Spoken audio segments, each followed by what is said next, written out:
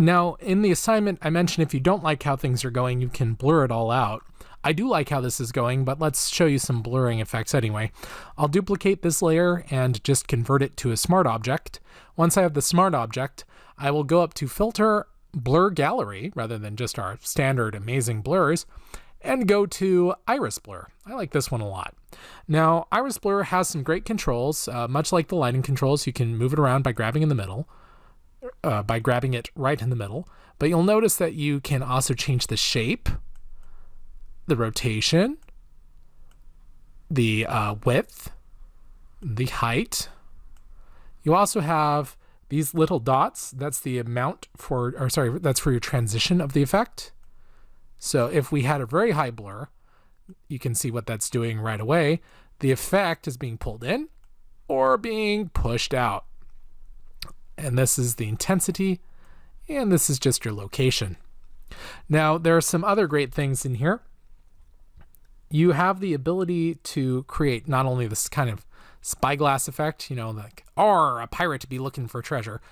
You also have some bokeh effects. So if you push this in, the bokeh effects can end up creating some dots, and you can add in some color in there too. So I think that that's pretty interesting, especially if you increase the intensity. You can get some pretty wild things going on. I'm going to make this a square and try to avoid the center, since we already went to so much trouble to avoid the center of it. We have a light range, which becomes pretty evident what it's doing with just dragging this around.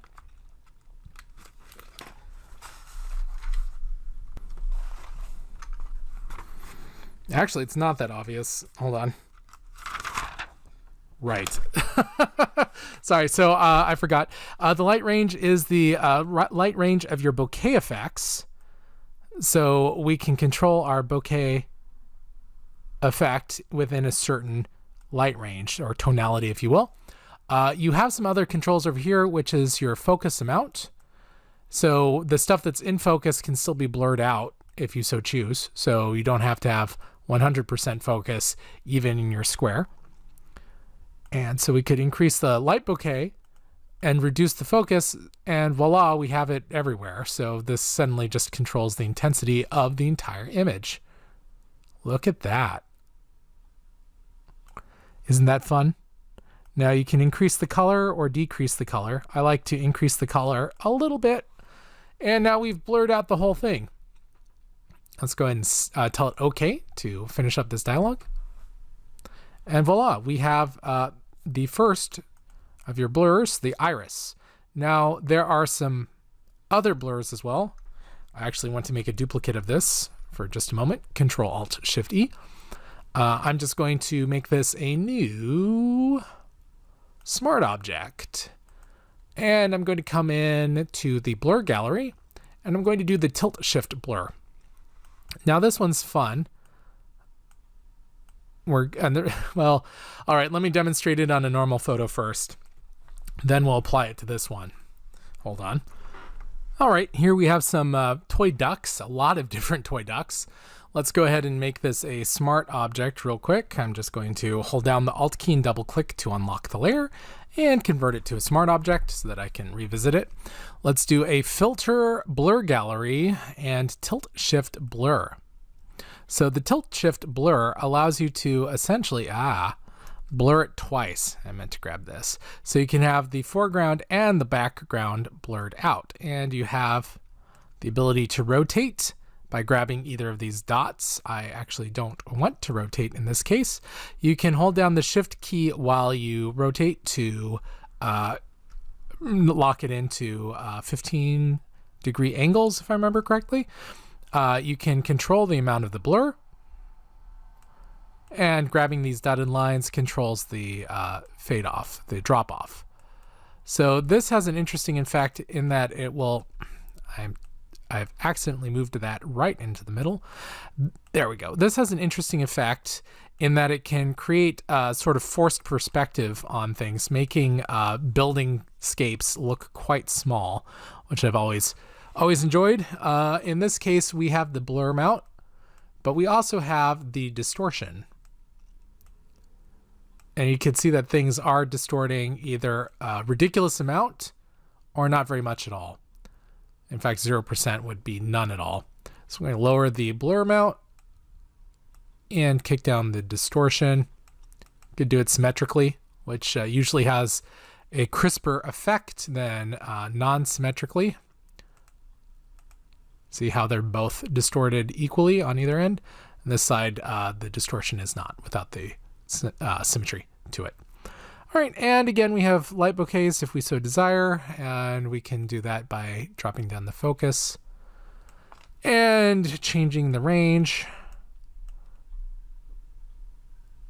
So you have those sorts of choices again within it. So essentially, it gives you two different blurs that you can use that are controlled by the same intensity. All right, so that said, let's come back to, hit cancel. Let's come back to this image and apply one. Filter, blur gallery, tilt shift blur. Crank that bad boy up.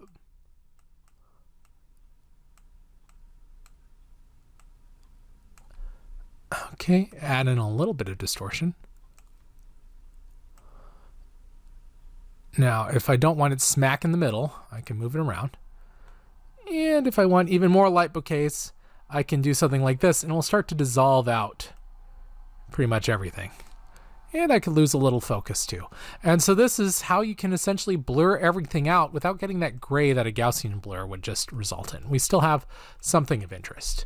Okay, let me tell it okay. I'm sure I've said okay a lot. Now here's why I set it to its own piece.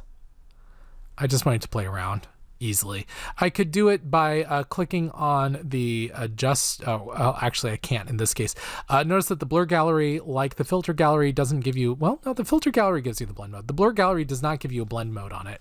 So you do need to duplicate it if you want to blend blurs together, blending blurs together. Ooh, wow. Some crazy stuff in here. This might be a good time to add a levels adjustment layer.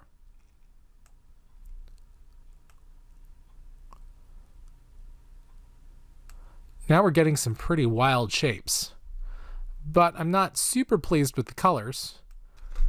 So it may be time to add a hue and saturation adjustment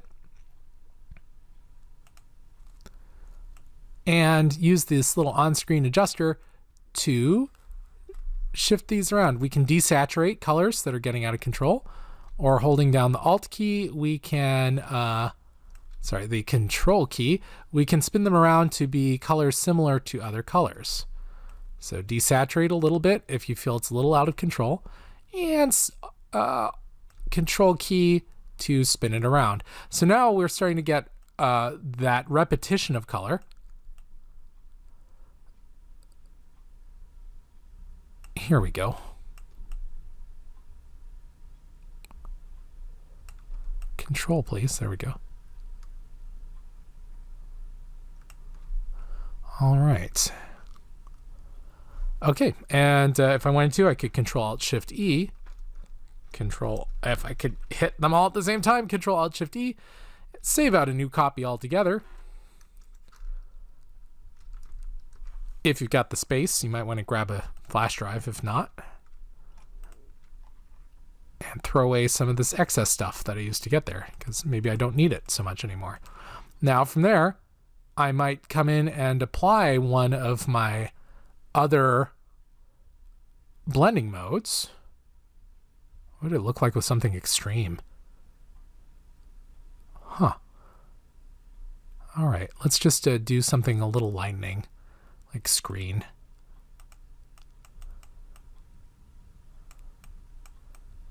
Actually, let's do a hard mix. Well, that's interesting, but now we have all of our color problems again. So to get rid of all of our color issues here, come on in. And this could take a minute. You just scroll around until you start, I'm just using Control, until you get all of the colors to be what you want instead of whatever you were randomly assigned. You have control over your own world. Now, notice all these rainbows. This may be still too much. Well, don't forget, you have gradient map. And with your gradient map, you can come in and rebuild these to be whatever you want. There you go. All right, so we've got something interesting happening right here. I'll see you in the next video.